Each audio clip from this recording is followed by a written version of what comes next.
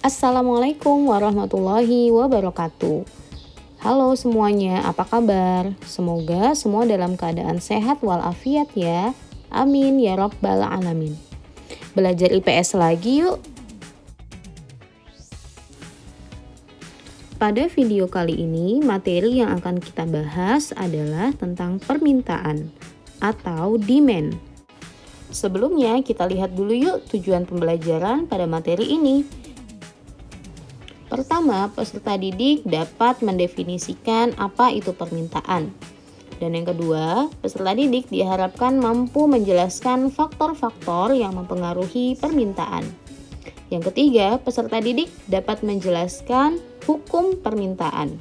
Dan yang terakhir, peserta didik dapat mengetahui dan sekaligus menggambarkan kurva permintaan.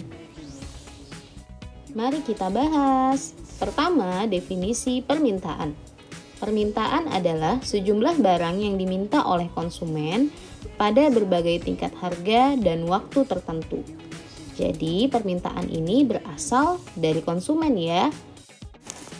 Lebih sederhananya lagi, permintaan bisa juga disebut dengan pembelian.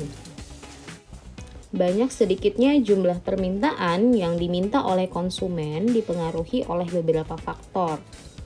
Yang pertama adalah harga barang itu sendiri. Apabila harga barang naik, maka permintaan terhadap barang tersebut menjadi sedikit. Sebaliknya, apabila harga barang turun, maka permintaan akan barang tersebut bertambah. Misalnya saja ketika harga sebuah baju sedang turun atau sedang ada diskon, konsumen pasti cenderung akan membeli barang lebih banyak daripada biasanya. Begitu pula sebaliknya, ketika harga baju itu naik atau sedang mahal, maka konsumen akan cenderung menahan pembelian atau hanya membeli barang itu seperlunya saja. Nah, harga dan permintaan memiliki hubungan yang berbanding terbalik atau negatif. Faktor yang kedua adalah jumlah pendapatan. Semakin banyak pendapatan seseorang, maka konsumsi seseorang akan cenderung meningkat. Dan sebaliknya, apabila pendapatan seseorang itu menurun atau sedikit, maka permintaan terhadap barang akan cenderung menurun atau sedikit. Nah, hubungan antara permintaan dan jumlah pendapatan itu memiliki hubungan yang positif atau berbanding lurus. Selanjutnya adalah jumlah penduduk. Jumlah penduduk juga bisa mempengaruhi banyak sedikitnya permintaan terhadap suatu barang. Apabila jumlah penduduk di suatu daerah itu banyak, maka permintaannya juga pasti akan banyak.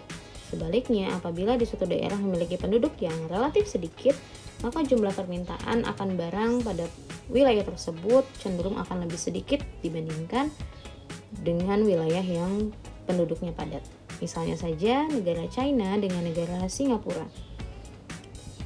Bisa dipastikan permintaan negara China terhadap suatu barang itu akan cenderung lebih besar dibandingkan dengan permintaan yang ada di wilayah atau di negara Singapura. Faktor yang keempat adalah selera masyarakat. Selera merupakan atau bisa diartikan kesukaan terhadap suatu barang. Nah, apabila selera kita terhadap suatu barang ini tinggi, maka permintaan kita terhadap barang tersebut cenderung akan banyak atau meningkat. Sebaliknya, apabila kita tidak menyukai barang tersebut, maka bisa dipastikan permintaan kita terhadap barang tersebut akan cenderung sedikit.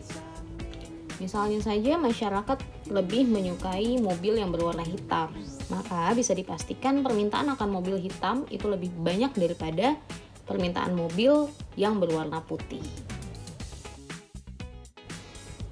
Selanjutnya, faktor yang kelima adalah perkiraan harga di masa depan.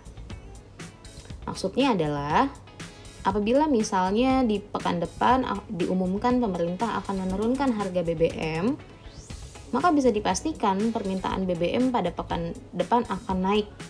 Sebaliknya, permintaan BBM pada pekan ini akan sedikit, atau konsumen lebih memilih untuk menahan permintaan terhadap BBM pada pekan ini. Karena di pekan depan harga BBM akan lebih murah. Faktor yang terakhir adalah harga barang lain yang terkait. Pada barang pengganti atau barang substitusi, peningkatan harga suatu barang akan meningkatkan jumlah pembelian terhadap barang penggantinya. Misalnya, Apabila harga ikan sedang mahal, maka permintaan orang terhadap ayam itu akan meningkat. Karena pada saat kondisi ini, masyarakat pasti cenderung akan lebih memilih membeli ayam dibandingkan membeli ikan yang harganya pada saat itu sedang mahal. Bagaimana? Tentunya kalian sudah paham ya mengenai faktor-faktor yang mempengaruhi jumlah permintaan. Nah, sekarang Umi akan membahas mengenai hukum permintaan. Hukum permintaan berbunyi, apabila harga suatu barang naik, maka permintaan terhadap barang tersebut akan cenderung menurun atau sedikit. Sebaliknya, apabila harga barang turun, maka permintaan terhadap barang tersebut akan cenderung meningkat. Dalam kurung, ceteris paribus. Ceteris paribus adalah kondisi di mana faktor-faktor yang mempengaruhi permintaan selain harga itu dianggap tetap atau konstan. Jadi hukum ini berlaku apabila hanya harga sajalah yang mempengaruhi jumlah permintaan terhadap suatu barang. Selanjutnya kita akan membahas tentang kurva permintaan. Kurva permintaan adalah grafik yang menggambarkan hubungan antara harga dan juga jumlah permintaan.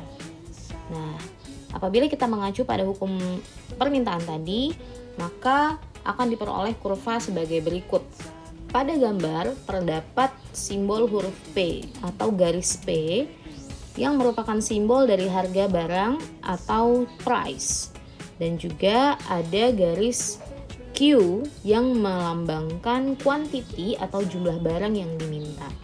Nah, kalau kita lihat di gambar, ketika harga barang sedang tinggi, maka permintaan akan barang itu menjadi sedikit. Dan sebaliknya, apabila harga barang turun, maka permintaan terhadap suatu barang itu akan semakin banyak. Nah, apabila kita hubungkan titik-titik tadi, maka akan membentuk garis lurus ke bawah kanan seperti di gambar. Nah, kurva inilah yang disebut dengan kurva permintaan. Oke, bagaimana penjelasan tentang materi permintaan dari Umi tadi? Semoga bisa menambah pemahaman kalian ya tentang materi ini dan bisa bermanfaat untuk kita semua. Terima kasih sudah menonton dan menyimak video dari Umi. Kita ketemu lagi di video pembelajaran selanjutnya. Wassalamualaikum warahmatullahi wabarakatuh.